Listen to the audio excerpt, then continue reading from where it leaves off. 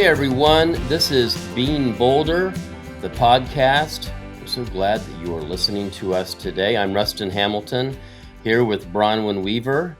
Hi, And Rustin. hello. And listen, today is a great day, Yes. and I'm going to let you explain to everyone why that is the case. Okay. Well, welcome everybody to Being Bolder, the podcast. This podcast is all about two things. I don't know if I'm contradicting myself. Part of what we want to do with the podcast is talk about what's going into the magazine. And the other part that we want to share with you on this podcast is what it's like to actually produce a magazine, what it's like to be in this world of printing something that gets sent out, delivered to people's houses, to their doors. And in a lot of we've talked before about how this is a little old school.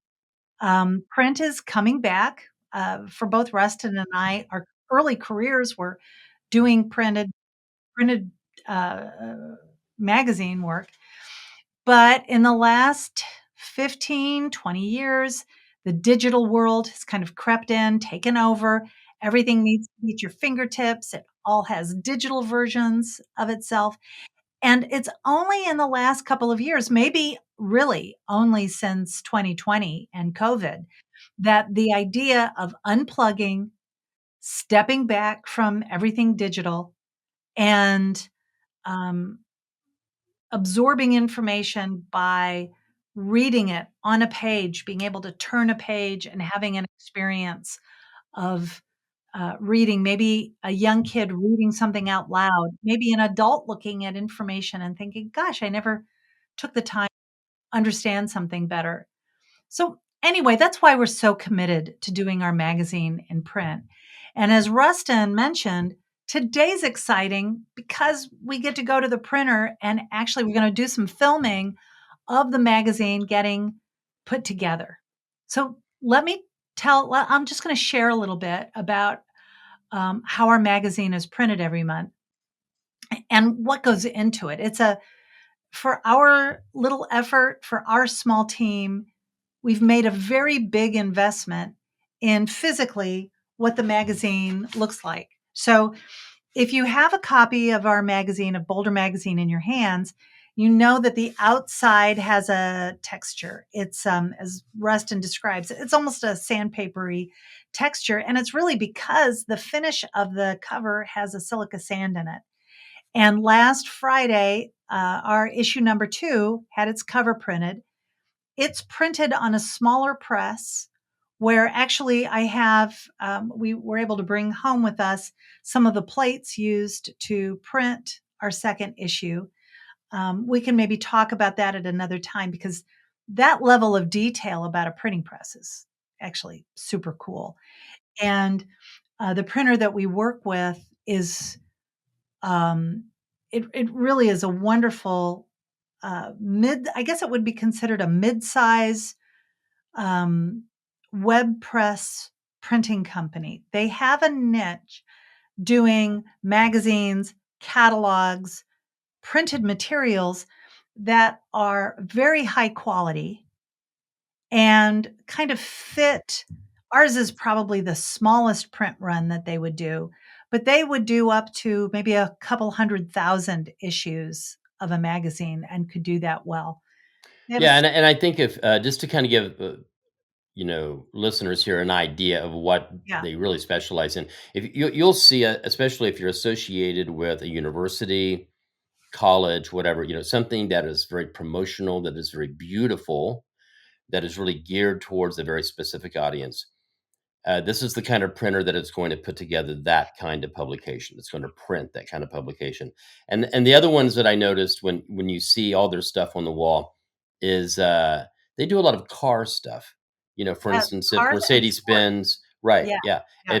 if they're to print like their line of 2025 vehicles that's coming up, and of course it's got to be very slick, very sleek, very high end.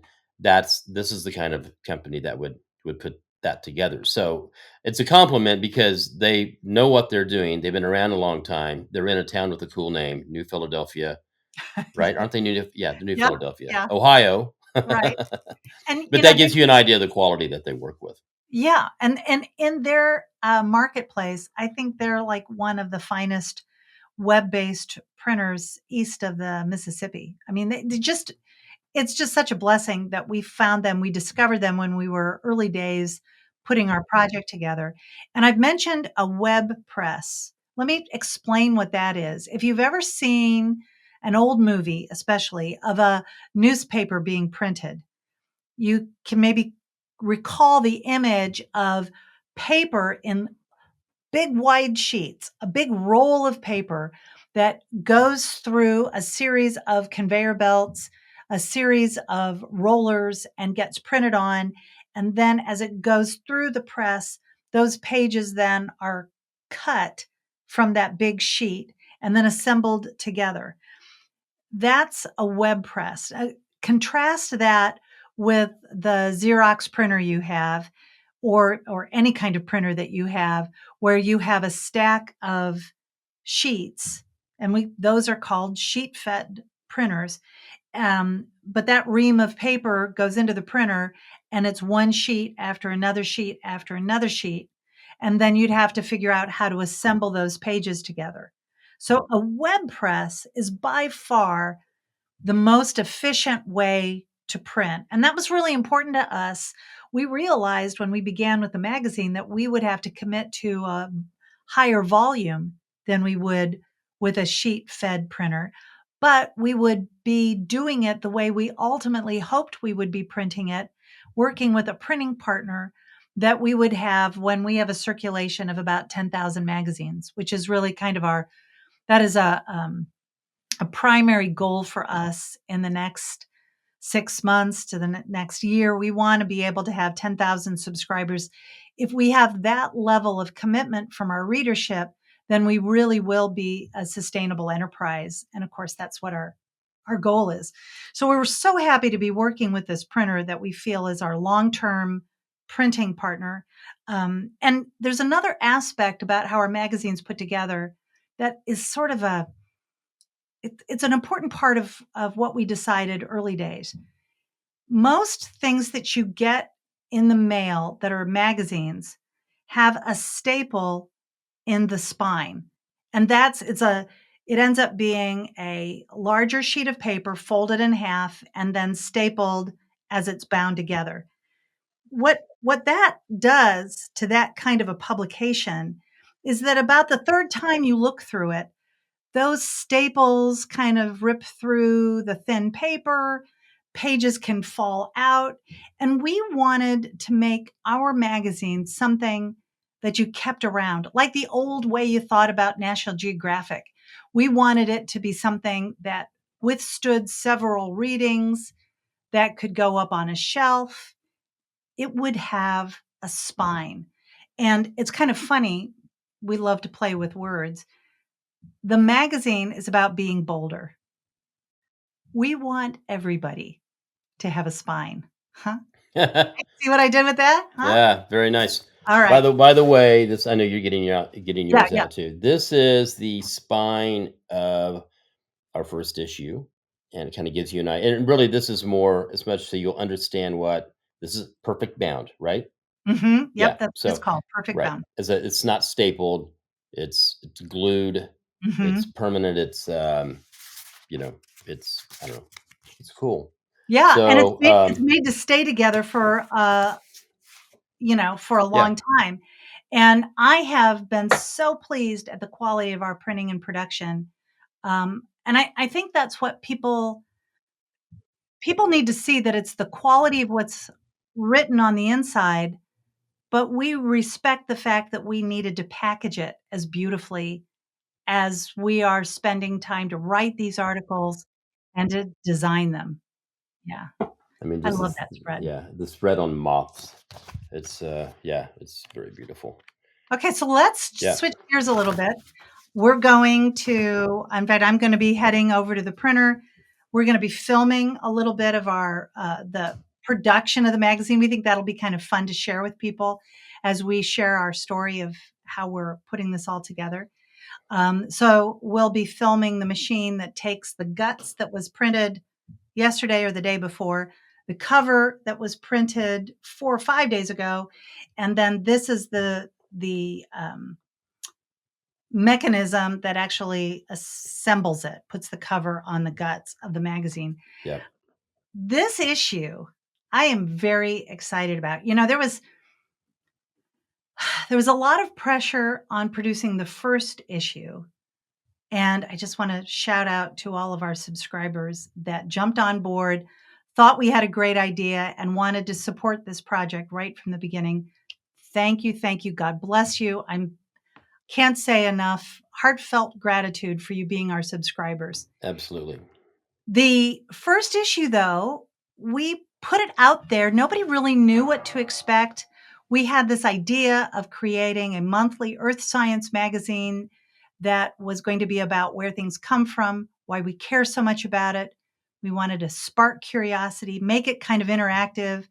We decided that we'd put right on the front cover, it's for kids from 8 to 80. We were making some decisions about what it was going to look like and feel like. But man, could we do it again the next month? And we had people tell us 80 pages. I don't know how you're going to do this again. How are you going to fill up 80 pages? And meanwhile, as we're starting to think about what goes into the magazine, we're thinking, gosh, we only have 80 pages. Some stuff's going to have to be, pushed off and put into another issue. We're also, again, early days, inspired by another magazine that we all saw and thought was really cool. Shout out to Whalebone magazine. It's an amazing magazine, Yeah. kind of a different audience, but if you saw a copy of Whalebone and you see a copy of Boulder, you'll realize that we kind of tip our hat to them. They really inspired us. And Whalebone had themes to their magazine. We thought, wow, that's a cool idea for us. Let's have a theme each month, and then we can build the content around the theme. And maybe by being clever or funny or both, we could make people think about things a little differently. Yeah. And so the first issue was our more issue. And we talked about, I think it was yesterday, we talked about the bald eagles and how there are more bald eagles than there were in the 1960s. And so everything we kind of leaned into about more. We even wrote about the sycamore tree, Right. things. We were Yep. Yep. kind of being fun with it. Yeah. This issue, I feel like a drum roll. This issue is our space issue. And it's such a fun topic. Again, first you think, gosh, 80 pages, how do we fill them up? But there were a lot of things we left out that we're going to come back again to this topic and write more about. But the space issue, we talked about, of course, outer space, satellites, meteorites, asteroids, the geology on different planets. But we also talked about making more space and Right. how um, uh, places like the subtropolis in Kansas City, Rustin was there, how they made space available because as the construction aggregate got mined out, these big spaces were created within. And now there's a whole city underground in Kansas City. Talk about space, Yeah. right? Well, it's using these terms in the broadest definitions possible, right? Which is what makes it cool. And we're going to be doing this one on every issue. So, yeah, space above the Earth and space in the Earth in this Yeah. case with Subtropolis. So, I think that's what makes it fun. You Hmm. mentioned whalebone earlier. Gosh, they were such a good example and a creative example of what to do. And so, yeah, we were inspired by what they did, and so I think by the fact of using different definitions of a particular term, I think that's great for the Hmm.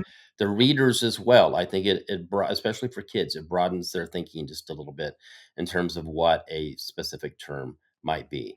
We Yeah. understand what space is, what it would normally be associated with, and we cover all of that. We take it broader as well, just like we did with more in the first issue. And I don't know if you want to expose what the third issue will be about, but we're going to be doing that with all the upcoming issues as well. So another reason why I think this is, kind of special. Oh, absolutely. In fact, one of the another clever thing that I think we brought into our space issue was how road construction is important. Roads connect spaces. So we've got some things we've written about the interstate system and the difference between asphalt and concrete roads. So we want to make sure that we keep our focus on being an earth science magazine, but we're also wanting to expose careers, interesting equipment. This one, oh, and it's because it's our space issue. And we were talking about road building. The equipment that we honed in to discuss this month is about screens and how screens use gravity and the way that they work and how important they are in separating the sizes of rock that are used in different kinds of products. And we were able to highlight our good friends at Conweld. We love working with Conweld. They're a screen manufacturing company based in Princeton, West Virginia. And truly, they are an awesome, awesome group of people, a pleasure to work with. They certainly are. Yeah. This is going to be an exciting issue. We are very Uh-huh. pumped about it, and we Yep. can in future episodes here we'll get into more of the content of what is going to be in that issue. Get into some of the weeds a little bit, which will be fun. And so, anything else to add to this before Well, we go ahead? before we sign off, Yeah, I yeah, yeah. wanted to just mention briefly, give you a little bit of a tease about some of the other themes that we have. We will have a issue upcoming that is our giving issue, Hmm. an issue that is our together issue. And like the together issue, we're going to talk about restoration and reclamation and partnerships, as well as different metals coming together that make alloys. Yeah. So again, you can see we're having fun with it. We want people to look at our natural resources with maybe a little bit of a different viewpoint. And just because we talked about our printer, I want to have another shout out to Freeport Press because at the end of their emails, they have a little tagline that talks about it's conveying being a little bit reassured about our paper resources. Again, it's like that. It was so cliche to be anti paper Right. 10 or 15 or 20 years ago. Yeah. But do you know, and this is a tagline that they have on their emails, that there are more than 12 million acres of forest, more than there was 20 years ago. Wow. 12 million more acres of forest in the Yeah. United States than there was 20 years ago. And so to use paper, to understand when it does make sense to hold something that is printed in hand, to learn from, to enjoy together as a family, that's what we're trying to provide. This is a real plea from our team to anyone listening. Couple of things. Please share this podcast, share our information, go to bouldermagazine.com and learn a little bit more about us. And then the second thing, maybe the most important thing, is please subscribe. Yes. We really need your subscription to keep going, to feel like we're going in the right direction. We want this magazine to be a real treasure in your home or at your school or in your library. Please let us know how we can make it even better. Be in touch with us. And gosh, Rustin, I'm excited to go see the magazine get put together.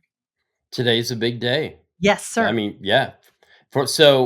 Absolutely, if you are a subscriber and you know of someone who might be interested in the magazine, let them see it. Hopefully, they'll be interested in it as well. Your school, homeschooling pod, whatever your situation might be, we want to get this out there. We want to Yeah. get the information out there, these ideas um, about our world, that it's not all coming to an end. Everything is just perfectly fine, at least There's a lot of in the things air. to be There's a lot of hopeful about. problems. I'm not saying there's not, but Yeah. there's a lot of things that are really good things that are happening with how we are working with the earth to help develop things and improve the earth at the same time. So, anyway, Bronwyn, thank you very much. We'll look forward to Oh, seeing the issue, and you'll keep us up to speed on what it looks like. But I'm really looking forward to you the next time being able to hold one up in front of us so we can see what it looks like. I So, can't wait to share. So yeah, thank you all for subscribing. And until we see you again, be bolder. indeed. Have a great day. Take care. Bye bye. Bye.